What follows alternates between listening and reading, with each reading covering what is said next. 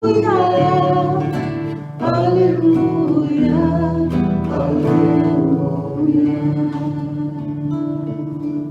O Senhor esteja convosco. Ele está no meio de nós. Proclamação do Evangelho de Jesus Cristo, narrado segundo Mateus.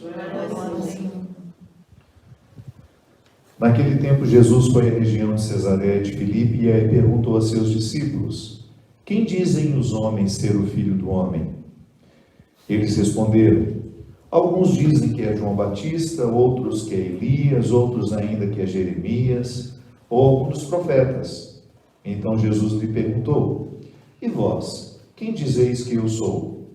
Simão Pedro respondeu: tu és o Messias, o Filho do Deus vivo.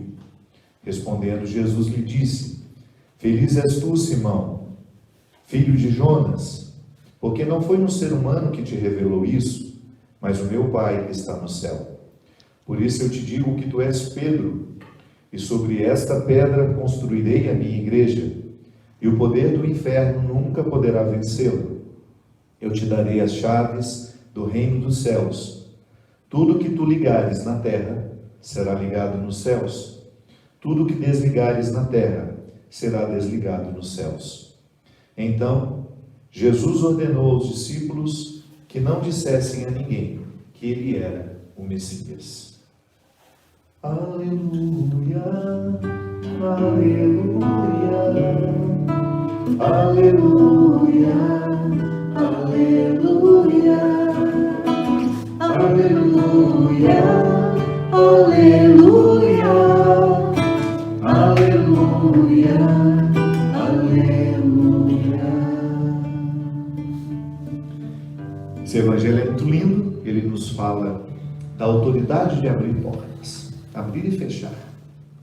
Então, naturalmente, é um evangelho que nos fala de escolhas. Essa feliz oportunidade, esse recurso humano, que nos coloca tão no exercício de uma liberdade que é essencialmente cristã. É claro que, num primeiro momento, a abordagem que nós fazemos desse evangelho está diretamente ligada à autoridade que Jesus deu a Pedro. E até uma ligação com o Antigo Testamento, como nós falamos ao longo dessas nossas missas, que o Antigo Testamento é sempre um lugar de aprendizado e de compreensão para o Novo. Nós não estamos fixados no Antigo Testamento. Mas ali o profeta Isaías fala justamente da autoridade que ele assim tem de abrir e fechar as portas da casa de Judá. Uma referência da autoridade que ele tinha junto ao povo de Israel. E eu gostaria que você pensasse comigo de como é importante você ter a autoridade de abrir e fechar portas. Pensa na autoridade do Papa Francisco, por exemplo, que no segmento da autoridade, ele é legitimamente a presença de Pedro entre nós. Então, nós que acreditamos na Igreja Católica, nós estamos fundamentados no princípio de que a ação do Espírito Santo no tempo é justamente conduzir-nos cada vez mais ao conhecimento da verdade. Mas você poderia me dizer, mas a verdade não foi plenamente manifestada em Jesus? Sim, plenamente manifestada, mas não plenamente compreendida e entendida. Por isso que nós podemos falar da evolução da compreensão do dogma. Porque eu sei que na cabeça de muitas pessoas o dogma é uma pedra fixada no tempo. Não. O dogma é uma proposta intelectual teológica, uma verdade de fé, que foi colocada num determinado tempo da história, com uma linguagem própria para aquele tempo. Mas a ação do Espírito Santo é fazer com que hoje nós tenhamos, não que a gente vai modificar a linguagem, a formulação dogmática, não. Nós apenas vamos lançar novos entendimentos naquele dogma. É assim que o Espírito Santo conduz-nos pelo tempo afora. É assim comigo. Quantas vezes na minha vida eu precisei viver alguns entendimentos acerca de mim com os recursos do passado. Aquilo que eu havia descoberto sobre mim naquele tempo fez sentido naquele tempo. Mas depois eu precisei abrir novas portas de entendimento para que a minha complexidade pudesse ser compreendida nos dias de hoje, com os recursos de hoje, com a minha vivência. Minha gente, a nossa vivência é o recurso hermenêutico por excelência. Se você quiser entender-se, se você quiser compreender-se, você terá que passar pelo exercício de observar a sua vivência. O que você passou até o dia de hoje? Quem você amou? O que você escolheu? Quais foram as portas que você abriu? Quais foram as portas que você fechou? Você não é um por acaso. Aquilo que nós observamos de nós hoje não é fruto do acaso. É um resultado de muitas construções.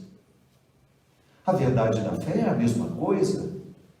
Quando nós recebemos uma verdade de fé, dogma que alimentou milhares de pessoas, milhões de pessoas, bilhões de pessoas, você precisa fazer essa pergunta: como é que este dogma vai alimentar a minha fé hoje?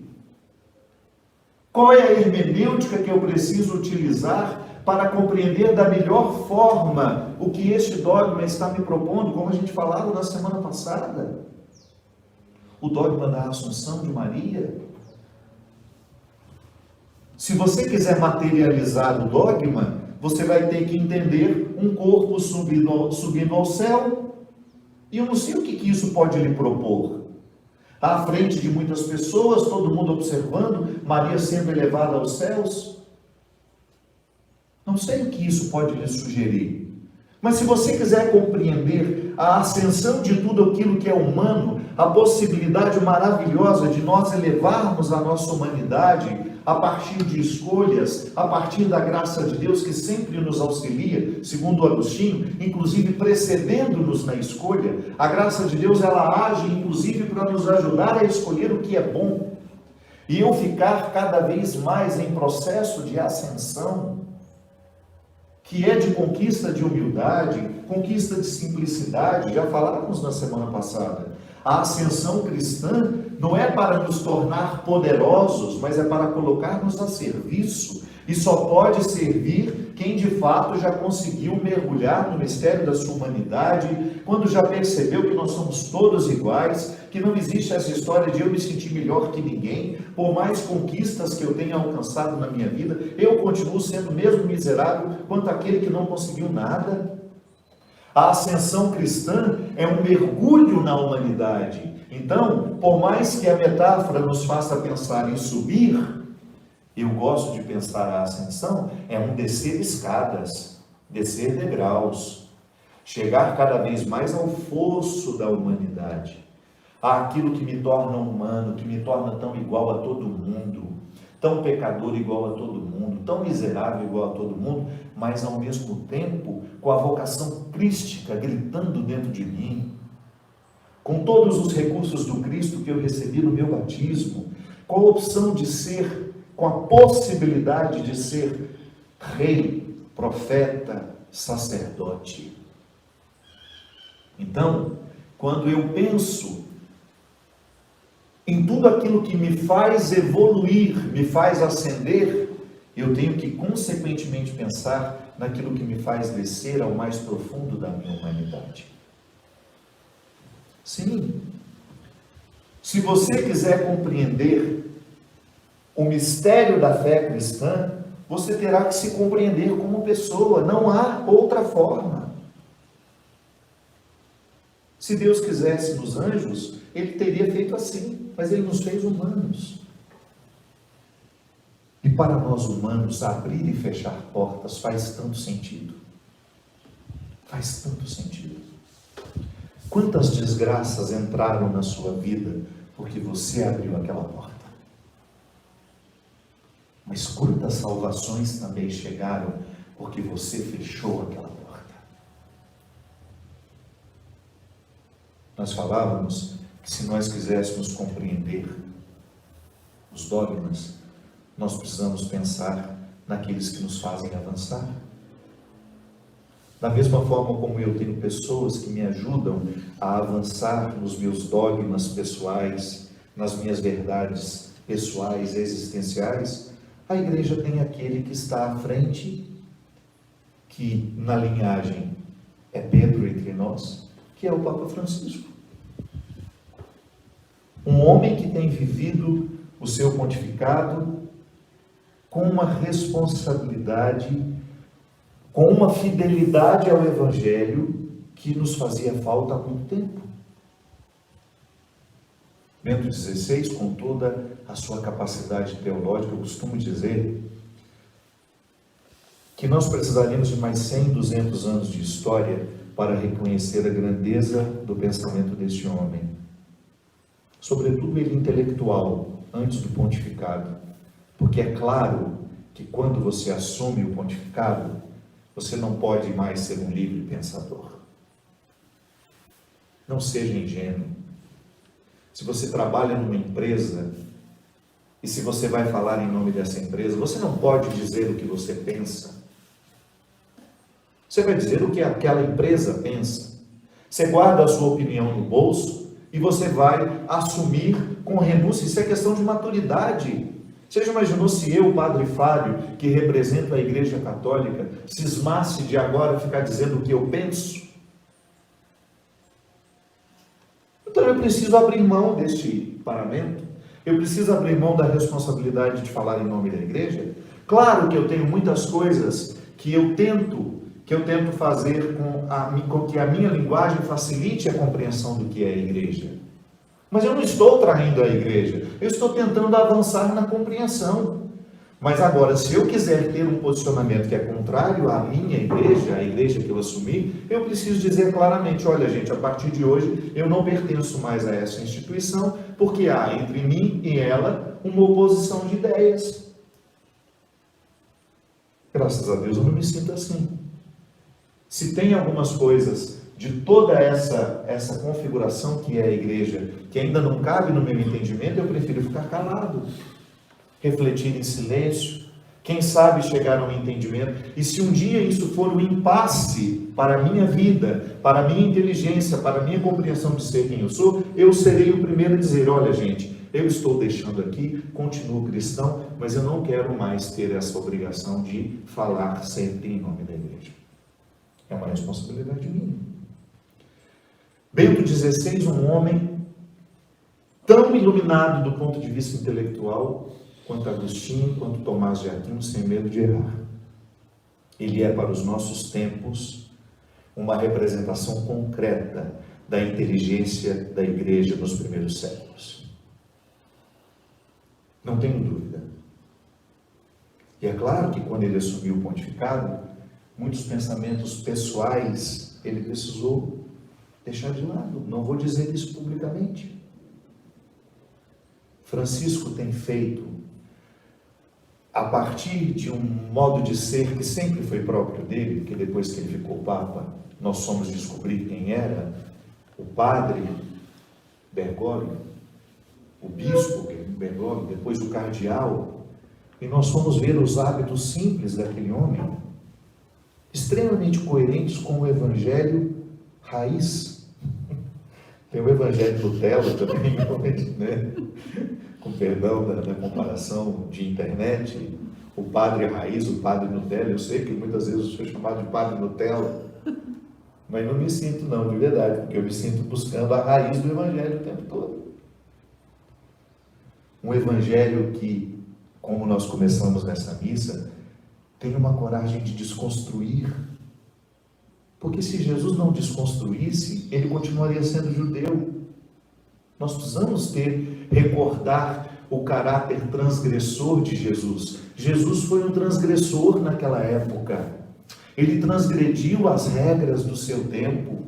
Ele ousou olhar nos olhos dos pecadores, daqueles que eram institucionalmente rejeitados, e dizer, não acredite nessa rejeição que eles estão colocando em vocês. Essa religião que eles construíram está a serviço do dinheiro, do poder econômico, do poder da ganância, da vaidade religiosa. Prestem atenção naquilo que eu estou dizendo a vocês. O meu Pai é reconciliação, o meu Pai é amor, o meu Pai é misericórdia, o meu Pai não colocou uma lei para aprisioná-los, mas para libertá-los. Se você quiser ter um contato com o coração do Evangelho, leia a carta de São Paulo às Gálatas, que nós não entendemos até hoje. Tamanho nível de transgressão que Paulo nos propõe ao traduzir a verdadeira mensagem de Jesus. A mensagem de Jesus é transgressora. O cristianismo, o catolicismo, é uma opção pelos mais pobres, pelos mais frágeis, pelos desprotegidos. O catolicismo não combina com a ganância, o catolicismo não combina com a arrogância, o catolicismo não combina com o exclusivismo.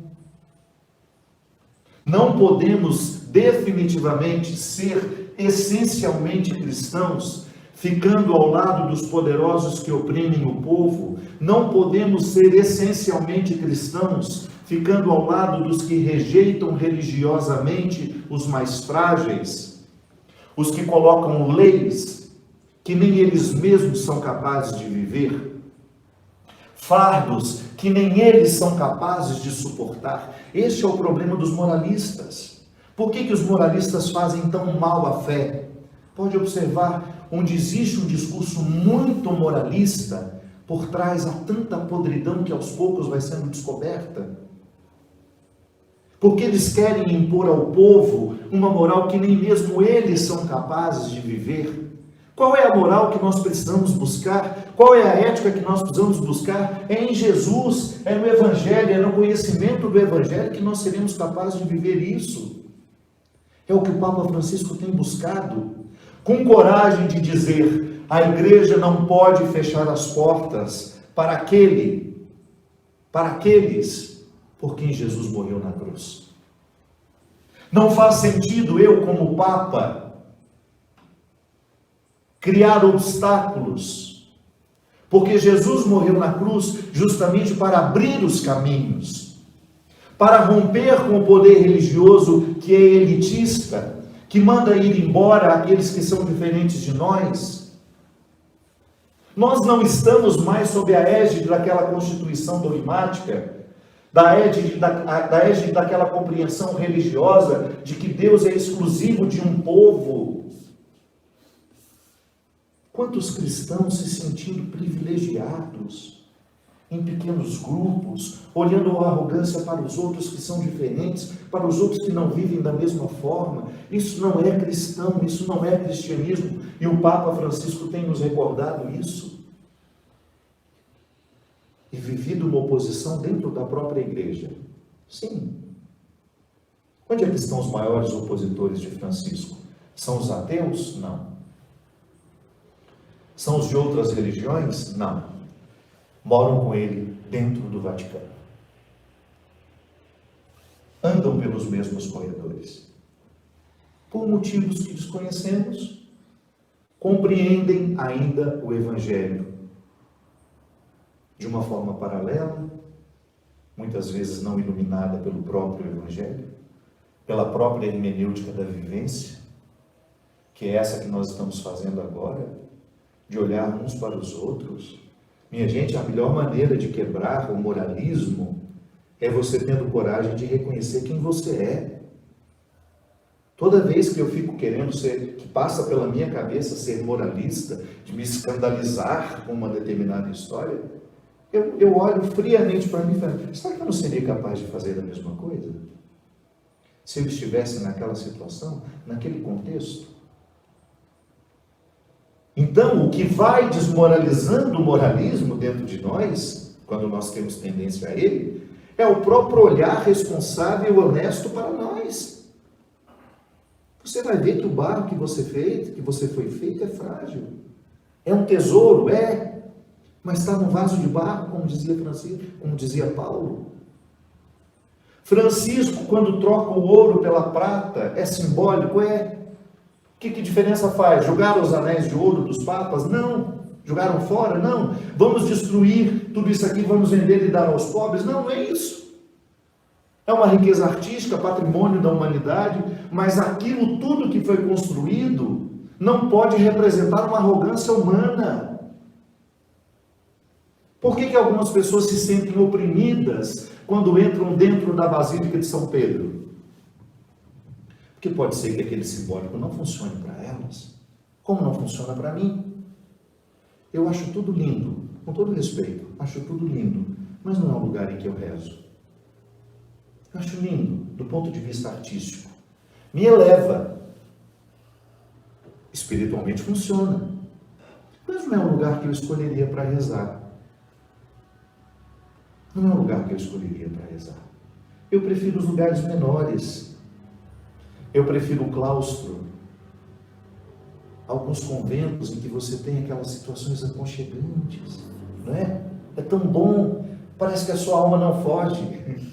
Às vezes eu tenho a sensação de que nessas catedrais, essas basílicas, a minha alma foge. Então vivo uma outra espiritualidade lá dentro, que é da beleza, que também não nego, é maravilhosa, preciso ter. Mas quando eu quero rezar, quando eu preciso ser julgado para dentro de mim, eu prefiro outros espaços. Então pode ser que aquela simbologia da grandeza, que foi importante para um tempo, porque, gente, cá entre nós, pensa do ponto de vista humano, Deus precisa de catedrais? Não. Quem precisa somos nós. Quem precisamos somos nós. Para demonstrar o nosso poder. Olha só como nós somos precários até nesse entendimento. Nas cidadezinhas pequenas, nós construímos as nossas igrejas em cima dos montes para que pudesse ser o lugar mais alto, e a gente dava uma teologia para isso. A gente dizia assim: é para que Deus tenha o melhor lugar. No fundo, era a nossa vaidade de dizer: olha como nós somos poderosos e como a gente manda em todo mundo. É um perigo. O poder religioso, quando ele fica atrelado a um sentimento de inferioridade, nós queremos nos expressar grandiosos, como se nós quiséssemos isso para Deus, quando na verdade nós estamos querendo é para nós mesmos. Então Francisco, quando troca o ouro pela prata, ele está justamente tentando recordar que esta igreja precisa ser grandiosa porque serve. O poder religioso só tem sentido quando for serviço. E pode ser que os seus contestadores não estejam muito dispostos a servir, mas estejam muito mais necessitados de se servirem da igreja. Sim, gente, é um perigo. Pode ser que num primeiro momento ele esteja aqui, humilde, servindo a igreja com o meu ministério. Mas à medida que ele vai crescendo, o diabo vai nadando de braçada. Primeiro ele começa comendo pelas beiradas. Está tendo algum problema aqui na transmissão? Vai dar uma hora. Então já vamos pausar para a gente não ficar com os dois aqui na minha frente parados. E eu achar que alguma coisa está acontecendo. Nós vamos pausar no Instagram, vamos fazer a lição agora. Você vai me aguardar um minutinho e nós vamos dar continuidade. Não quero perder esse raciocínio. Eu estava falando justamente, eu estou fazendo aqui o meu ministério, o meu serviço, e daqui a pouco o diabo começa a me seduzir com pequenas coisas. Ele começa arregimentando algumas coisas na minha vaidade, ele vai pegando uma coisinha aqui, uma coisinha ali, e daqui a pouco, sem que eu perceba, sem que eu tenha o entendimento de que isso está acontecendo, o meu ministério já se tornou serviço dele. O Instagram já voltou? Vamos voltar agora. Eu estava dizendo aqui, que por mais que as minhas intenções estejam clarificadas, que eu queira servir a Deus com o meu ministério, honrar essas vestes, honrar o meu trabalho como padre, sim, eu não estou imune às ações do diabo, que pode me pegar pela minha vaidade, pela minha arrogância, pela minha ganância, pela minha inferioridade. Quantas vezes o diabo vem acorda a sua inferioridade, que você já tinha até trabalhado bem, quando você era criança, quando você foi rejeitado, ele vem e desperta aquilo, e agora você é um padre com reconhecimento. Aí você começa a usar do seu ministério sacerdotal para se servir dele e não para servir aos outros. Abriu uma porta. Francisco quer nos recordar com o seu pontificado justamente isso. A igreja precisa acolher quem precisa ser acolhido. Nós não podemos trair o evangelho. Quando ele repensa uma série de exclusões que nós fizemos em nome da fé, quando ele nos dá coragem para pensar, olha, vamos pensar o papel dos recasados, das pessoas que não foram felizes no seu casamento, das pessoas que se divorciaram, nós jogamos as pessoas fora? Que religião é essa que joga quem errou? Com todo o respeito, se nós vamos aplicar essa regra, não sobra ninguém, inclusive nós que ditamos as regras. Porque todo mundo erra. Todo mundo erra e nós não podemos criar uma religião pautada nesse moralismo estéril. Porque uma coisa é você pregar uma moral fértil, que vai gerar comportamento, que vai gerar comprometimento. A minha ética é Jesus. Toda vez que eu quero pensar o que é certo, o que é errado, eu olho para ele. Por quê? Porque eu sou cristão. Se eu não fosse cristão, eu não tinha obrigação de ter ética cristã. Mas se eu sou cristão, é minha obrigação. Então eu vou lá no meu código de ética cristão e vou identificar. Não é possível ser coerente com a minha fé cristã se eu abro mão da ética cristã. Não é possível eu ter alguma coerência com o Evangelho se eu não o leio, se eu não o conheço. Então eu posso muito bem pregar um moralismo estéril, que é só de aparências. Vejam como nós somos santos. Mas por trás, como dizia Jesus, somos como sepulcros que escondem uma podridão. Francisco está tendo coragem de mostrar essa face.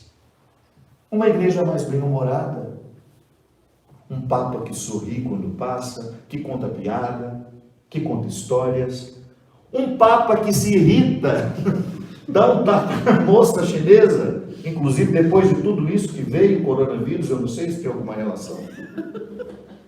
Brincadeira.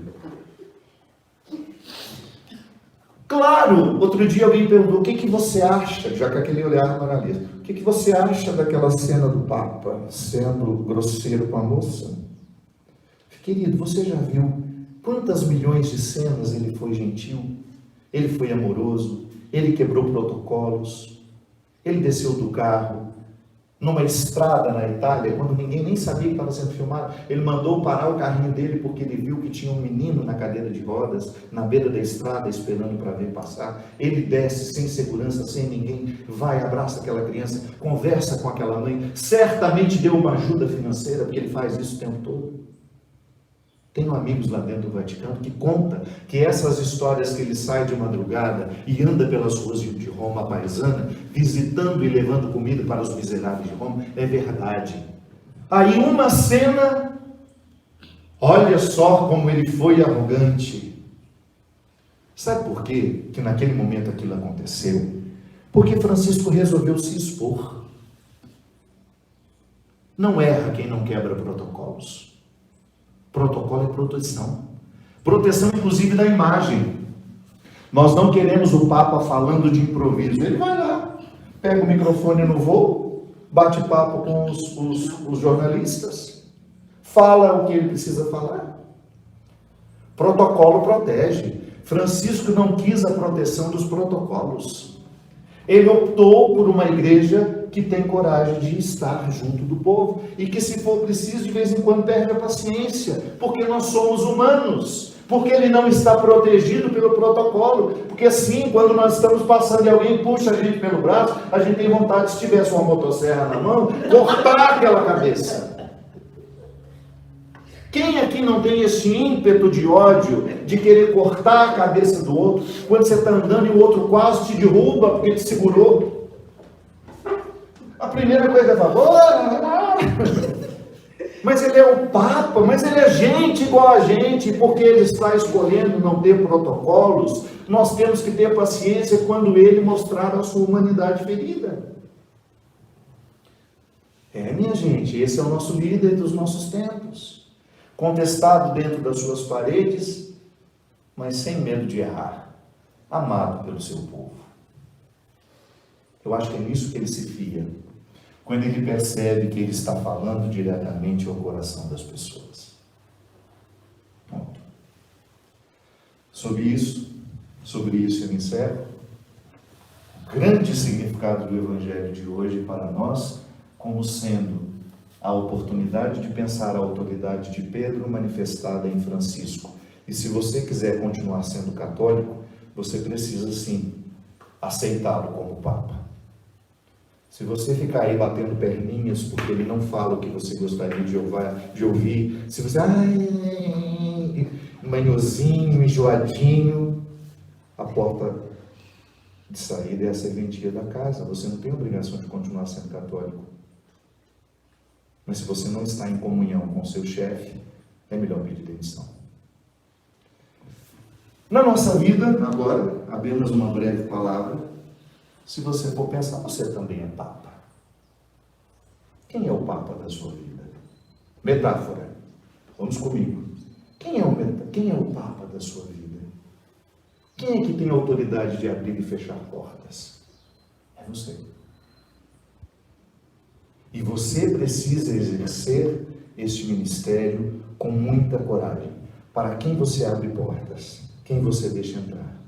Quais as ideias? Quais são as pessoas? Quais são as situações? A nossa vida, o resultado dela, estará intimamente ligado à qualidade daquilo que nós permitimos entrar. A humanidade nunca teve todas as ciências humanas ajudando a compreendê-la. Se ajudando, ela nunca foi tão ajudada a compreender-se como nos dias de hoje.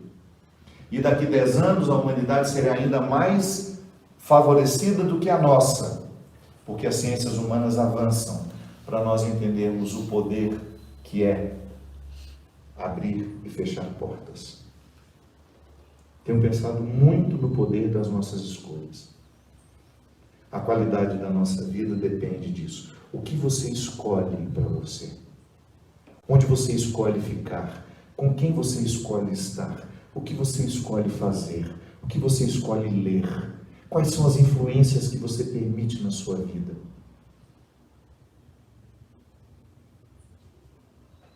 Sim. Tudo isso que você liga e desliga repercute na sua história, na sua vida. Jesus falou de maneira linda para Pedro: o que você ligar ao céu, na terra, será ligado no céu. O que você desligar na terra, será desligado no céu.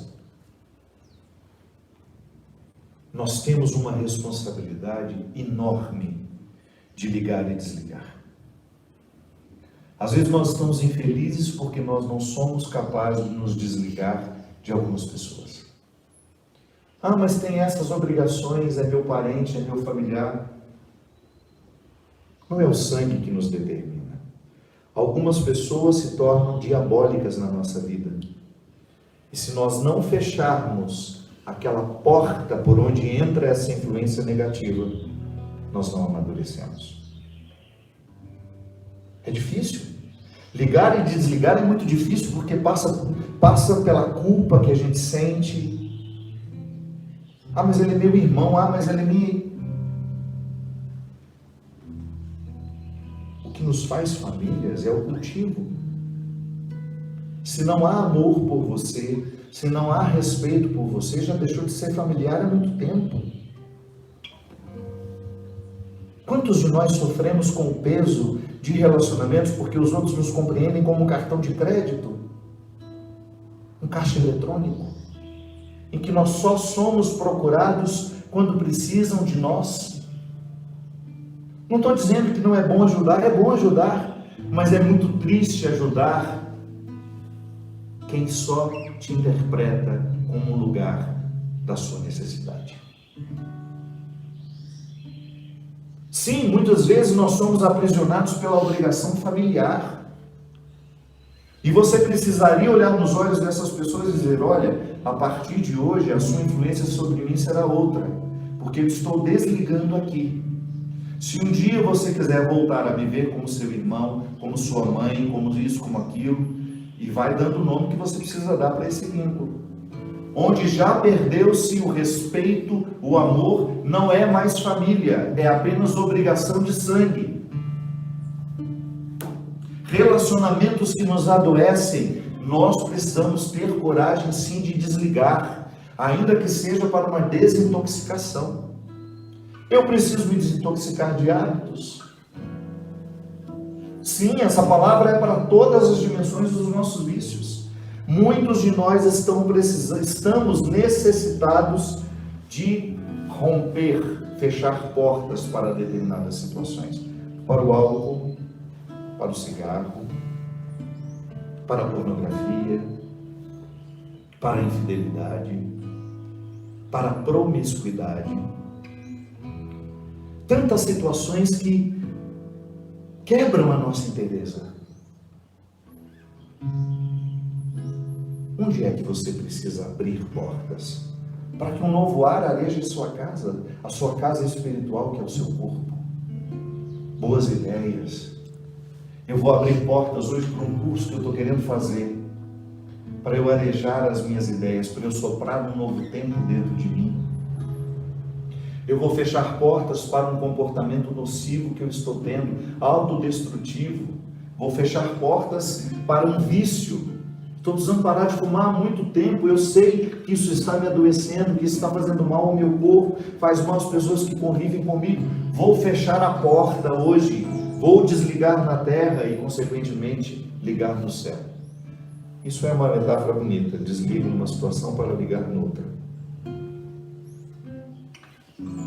O poder das chaves está nas nossas mãos. Relacionamentos abusivos. Às vezes você está dentro de um relacionamento que você sabe que não há amor, que não há respeito. A sua vontade nunca importa, o seu desejo nunca importa. Você vive para satisfazer as necessidades do outro. Você vive com medo do outro. Tenha coragem. Feche essa porta. Desliga dentro de você isso. Peça ajuda. Geralmente não conseguimos desligar na solidão. Nós precisamos de pessoas que nos apoiem, de pessoas que nos ajudem a fazer o movimento do rompimento, porque sozinhos nós não conseguimos. Tenha coragem de passar um pente fino nas suas relações. Volto a dizer, inclusive familiares. Livra-se da sua obrigação. Eu acho que a única obrigação que de fato nós temos é quando o amor confirma. Digamos que eu tenha tido um pai cruel comigo, mas mesmo assim eu amo. E eu sou capaz de passar por cima de toda a crueldade cometida, porque há amor. Porque onde há amor, é porque ali ainda há alguma verdade. Mas se não há o amor, desobrigue-se, livre-se da culpa. Ele é seu pai? Sim, mas ele não agiu como tal. E você, sem nenhum receio, você é capaz de recolocá-lo num lugar de conhecidos. É duro, né? É duro isso. Mas às vezes é o único movimento responsável que nós podemos fazer. E como dizia o escritor, que agora eu não me lembro o nome, é um brasileiro, a algumas pessoas nós deveríamos nos desapresentar. Não é fantástico isso? Ele falou assim, não sei qual deles, não sei se foi Belo Fernandes, não sei, não vou citar para não ser injusto. Ele fala, para algumas pessoas nós deveríamos passar pelo ritual, com algumas pessoas nós deveríamos passar pelo ritual da desapresentação. Olha, um dia nós já nos conhecemos, mas eu vou apertar sua mão, a partir de agora eu não sei quem é você mais. Nós estamos nos desapresentando. Tanto é que a gente não tem nem obrigação mais de se cumprimentar quando encontrar. Valeu, está perdoado. Mas não tem, porque algumas pessoas têm essa complicação na cabeça. Perdoar não é necessariamente reintegrar o outro na sua vida. Perdoar, às vezes, é você se despedir de uma forma elegante. Não precisa odiar, não. Não precisa querer o mal, não. É apenas se despedir. Tchau para essa memória.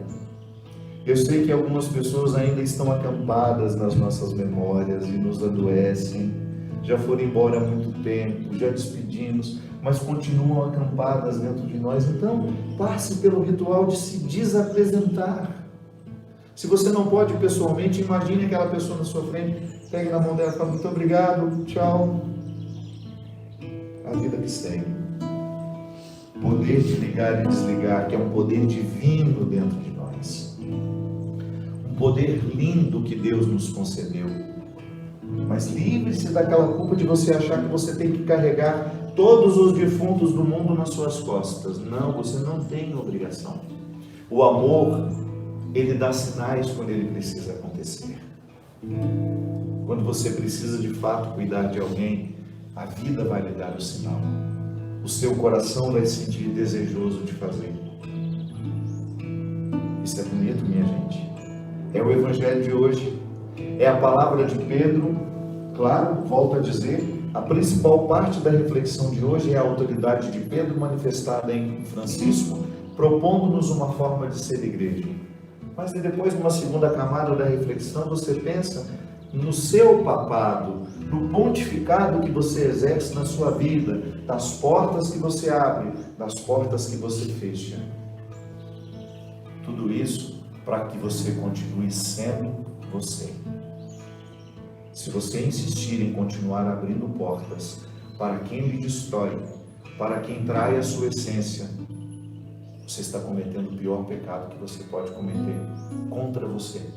E fechar a porta para aquela lembrança. Toda vez que a lembrança lhe ocorrer, você, opa, não quero você aqui. Desaloje os seus inimigos, desaloje os seus desafetos. Não faz sentido você abrigar dentro de você quem lhe ofendeu. Mande embora, desapresente-se. Vida nova, com o poder das chaves nas mãos, abrindo e fechando as portas para o que necessário for. Hoje doeu, estava esquecido, mas apareceu, saiu dos escombros, pesou meus ombros e me feriu. Foi o teu olhar sobre aquela mesa que me fez chorar, olhando a mim mesmo. Tenho a certeza, eu quero perdoar. Nada e nem ninguém me fere se eu não permitir. Nada, ninguém me fere se eu não permitir. Sem antes se ferir. Há mais força em te soltar e nunca mais te impedir de ir. Vá se quiser partir. Quem fica é porque escolheu ficar. Eu já decidi te olhar e no perdão me levantar. Ninguém me tira o dom de amar. Quem fica é porque quer ficar. Ou já tem aquele olhar de no perdão se levantar. Ninguém resiste ao dom de amar. É isso. Com o poder nas chaves, abrindo e fechando as portas, sempre amando, viu? Mesmo quando a gente fecha a porta, é por amor que a gente o faz. Às vezes deixar partir é o gesto mais bonito de amor que você pode ter na sua relação com alguém. Ou então, se resolver ficar, que seja para viver o amor, com todas as possibilidades que Ele nos oferece, de partilha, de reconciliação, de perdão. Só não fique, porque não teve outra opção. Fique